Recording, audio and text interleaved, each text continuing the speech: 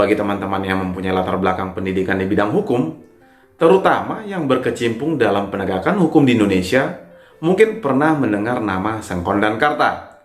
Sengkon dan Karta merupakan dua orang petani yang mempunyai peran penting sehingga lahirlah upaya hukum luar biasa yang lebih kita kenal dengan peninjauan kembali atau PK. Perlu teman-teman ketahui, dalam sebuah perkara pidana, sebelumnya hanya ada dua upaya hukum. Pertama, upaya hukum banding bagi terdakwa atau jaksa penuntut umum dalam hal misalnya terdakwa atau jaksa penuntut umum tidak menerima putusan yang diberikan oleh majelis hakim pada tingkat pengadilan negeri. Dan yang kedua, upaya hukum kasasi ke Mahkamah Agung dalam hal misalnya terdakwa atau jaksa penuntut umum itu tidak menerima putusan yang diberikan oleh majelis hakim pada tingkat pengadilan tinggi. Kedua nama ini dikaitkan dengan sebuah kasus pembunuhan yang terjadi pada tahun 1970-an, di mana pada saat itu Sengkon dan Karta dituntut atas pembunuhan terhadap pasangan suami istri pemilik warung kecil yang terletak di Desa Bojongsari, Bekasi. Pasangan suami istri tersebut itu tewas akibat dirampok dan dibunuh oleh pelaku. Dan berdasarkan pemberitaan pada saat itu, setelah kedua korban pembunuhan ditemukan, sebelum meninggal, sang istri penjaga warung itu membisikkan nama Sengkon. Sengkon sendiri itu memiliki latar belakang sebagai petani miskin. Dalam pergaulannya sehari-hari, Sengkon sangat akrab dengan temannya yang bernama Karta. Karena sebelum meninggal tadi, si istri pemilik warung itu menyebut nama Sengkon, selanjutnya Sengkon dan Karta itu diciduk dan ditangkap oleh pihak aparat.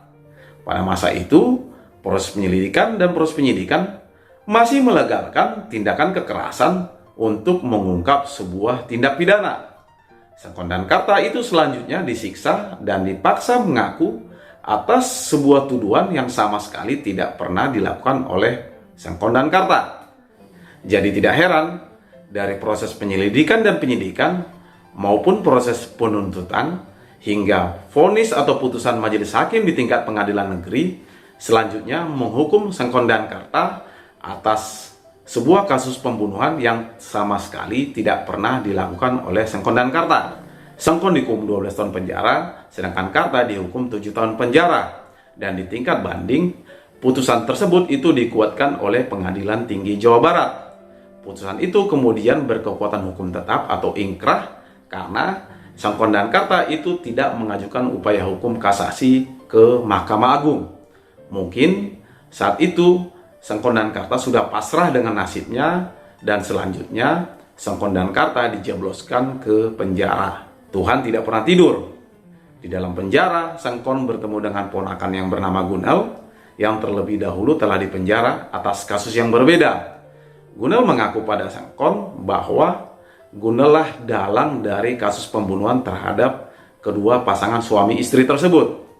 Gunel sendiri selanjutnya diadili dan terbukti bersalah sehingga kemudian dihukum penjara atas kasus pembunuhan terhadap pasangan suami istri pemilik warung kecil di Desa Bojongsari, Bekasi tersebut. Ironisnya, meskipun pelaku pembunuhan telah ditemukan dan dihukum oleh pengadilan, ternyata penderitaan Sengkon dan Karta itu tidak selesai sampai di sini.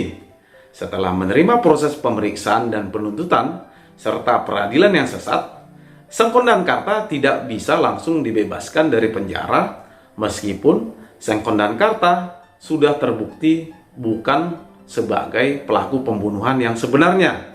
Permasalahannya, belum ada upaya hukum luar biasa yang kita kenal sebagai upaya hukum peninjauan kembali atau PK. Pada saat itu, upaya hukum terakhir hanyalah kasasi ke tingkat Mahkamah Agung. Artinya, secara hukum, belum ada sarana hukum yang dapat dijadikan dasar untuk dapat membebaskan Sengkon dan Karta. Walaupun secara pemikiran awam, dengan adanya pengakuan dari pembunuh sebenarnya, seharusnya Sengkon dan Karta itu dibebaskan dari penjara. Sebagai masyarakat dan seorang advokat atau pengacara, kita harus berterima kasih karena ada seorang pengacara senior yang bernama Bapak Albert Hasibuan yang kemudian memberikan bantuan hukum secara gratis atau cuma-cuma atau yang kita kenal dengan nama pro bono. Beliau kemudian selanjutnya mengajukan permohonan untuk membuka kembali kasus Sengkondan Karta di tingkat Mahkamah Agung. Bukti baru atau novum dari Kunel membuat Ketua Mahkamah Agung saat itu, yaitu Profesor Umar Seno Aji, mengeluarkan peraturan Mahkamah Agung atau Perma nomor 1 tahun 1980 tentang peninjauan kembali.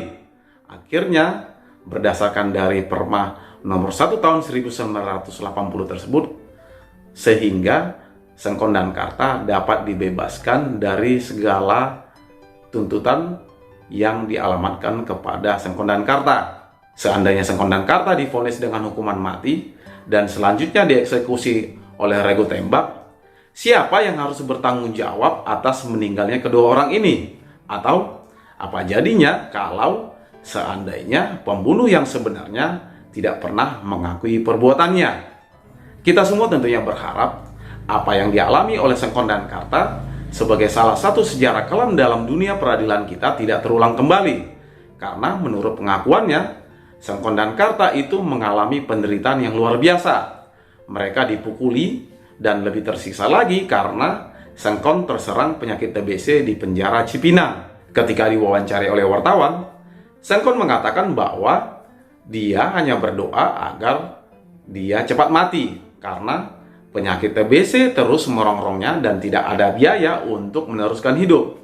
Semua hartanya itu sudah habis terkuras menghadapi kasusnya yang begitu panjang. Keluarga Karta dengan seorang istri dan 12 orang anaknya menjadi tidak karu-karuan. Semua sawah dan tanah mereka sudah habis terjual untuk biaya hidup dan membiayai perkara dari Sengkondan Karta. Dari kejadian yang dialami oleh Sengkondan Karta, Mahkamah Agung telah menghidupkan Lembaga Peninjauan Kembali atau PK, yang sebelum peristiwa Sengkondan Karta itu sama sekali tidak pernah kita kenal dalam sistem hukum yang berlaku di Indonesia.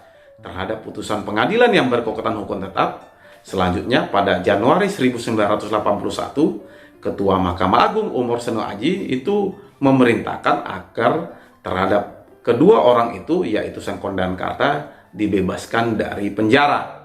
Sengkondan Karta melalui pengacaranya selanjutnya mengajukan gugatan ke Pengadilan Negeri Bekasi untuk menuntut ganti rugi sebesar 100 juta rupiah.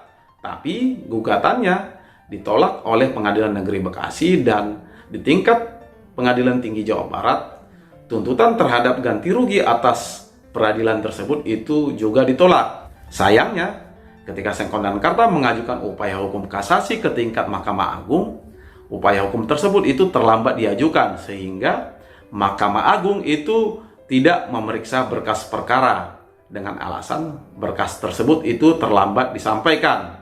Tragisnya, Karta selanjutnya tewas tertabrak truk tidak lama setelah dibebaskan dari penjara.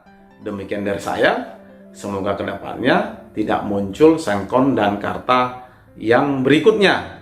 Salam dari saya.